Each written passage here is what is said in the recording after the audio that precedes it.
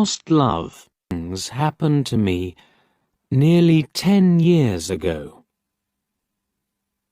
I lived in a city, but the city was hot in summer. I wanted to see the country. I wanted to walk in the woods and see green trees. I had a little red car, and I had a map too. I drove all night out into the country. I was happy in my car. We had a very good summer that year. The country was very pretty in the early morning. The sun was hot, and the sky was blue. I heard the birds in the trees. And then my car stopped suddenly. What's wrong? I thought. Oh dear, I haven't got any petrol. Now I'll have to walk. I'll have to find a town and buy some petrol. But where am I? I looked at the map. I wasn't near a town. I was lost in the country. And then I saw the girl. She walked down the road with flowers in her hand. She wore a long dress, and her hair was long too. It was long and black, and it shone in the sun. She was very pretty. I wanted to speak to her, so I got out of the car. "Hello," I said. "I'm lost. Where am I?"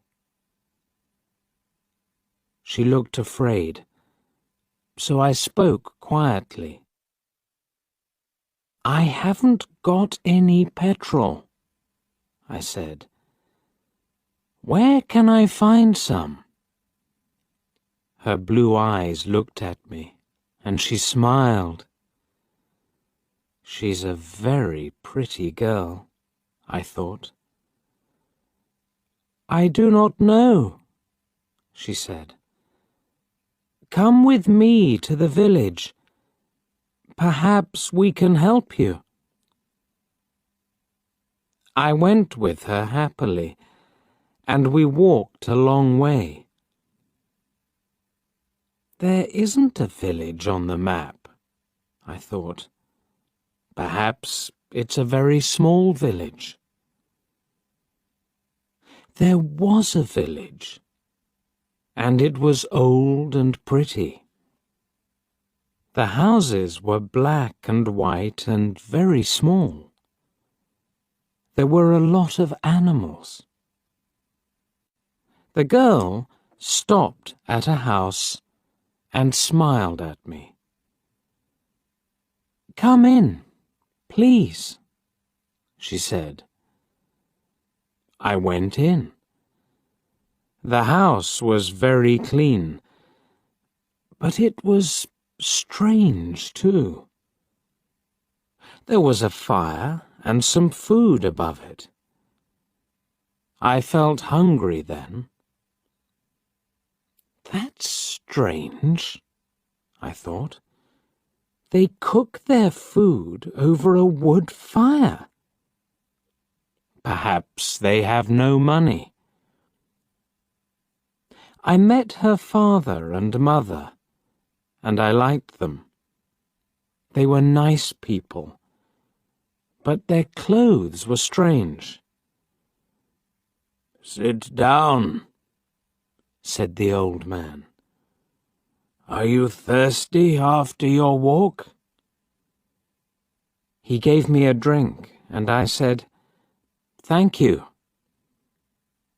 But the drink was strange too. It was dark brown and very strong. I didn't understand, but I was happy there. I asked about petrol, but the old man didn't understand. "Petrol?" he asked. "What is that?" This is strange, I thought. Then I asked, "Do you walk everywhere?" The old man smiled. "Oh, no. We use horses," he said. Horses, I thought. Horses are very slow.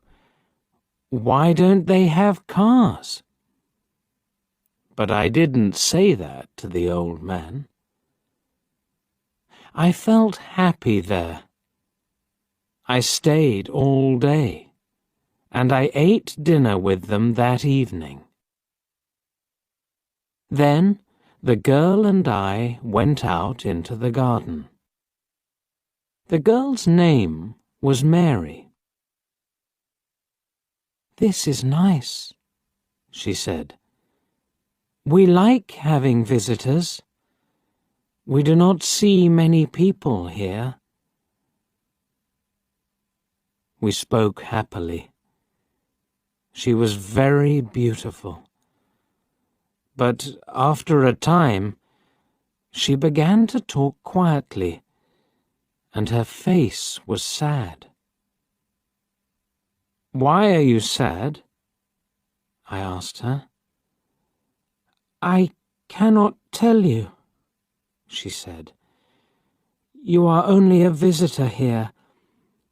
We have to say goodbye tonight. You have to go now." I didn't understand. I loved her. I knew that. And I wanted to help her. Why did I have to go? But Mary said again in a sad voice, "You have to go. It is dangerous here." So I said, "I'll go to the next town and find some petrol. Then I'll come back." She didn't speak. "I love you, Mary," I said, "and I'll come back to you. You won't stop me." She said goodbye to me at the door. Her face was very sad, and I was sad too. I didn't want to go. It was midnight. The night was very dark, but I walked and walked. I was very tired when I saw the lights of a town. I found some petrol, and then I asked the name of the village. But the man at the garage gave me a strange look. "What village?" he asked. I told him about the village. I told him about the old houses and the people with strange clothes. Again, he gave me a strange look. He thought, and then he said, "There was a village there, but it isn't there now. There are stories about it, strange stories." "What do people say about it?" I asked. He didn't want to tell me, but then he said, "There was a big fire in the village. Everybody died. There aren't any people or houses there now." "How did it happen?" I asked. "And why?" "Oliver Cromwell killed them," he said. "He was angry with the villagers because they helped the king in the war." I couldn't speak. This isn't right, I thought.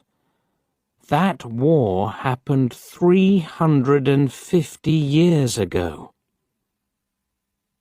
Then I remembered the strange clothes, the long hair, the food over the fire, and the old houses. And I remembered, too, about the horses. "But I don't understand," I cried. "I saw the people and the village. I spoke to some people there." The man looked quickly at me, and then he spoke. "There's an interesting story about the village. For one day, every 10 years, it lives again. But only for one day. Then it goes away again for another 10 years.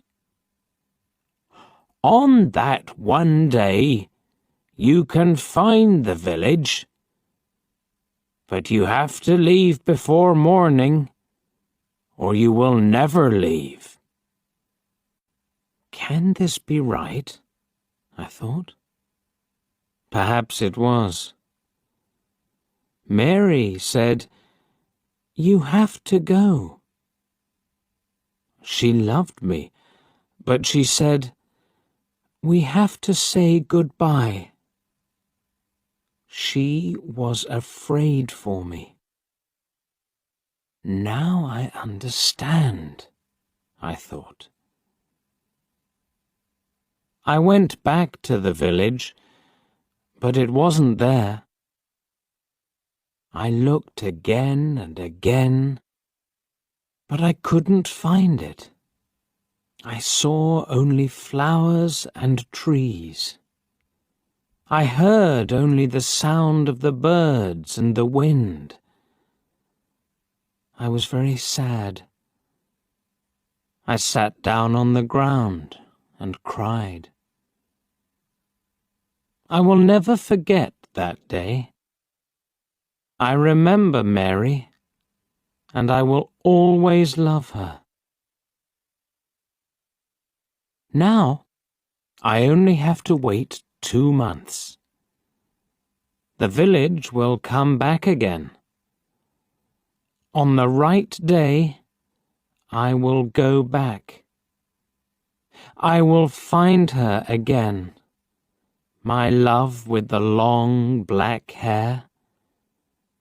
And this time, I will not leave before morning. I will stay with her.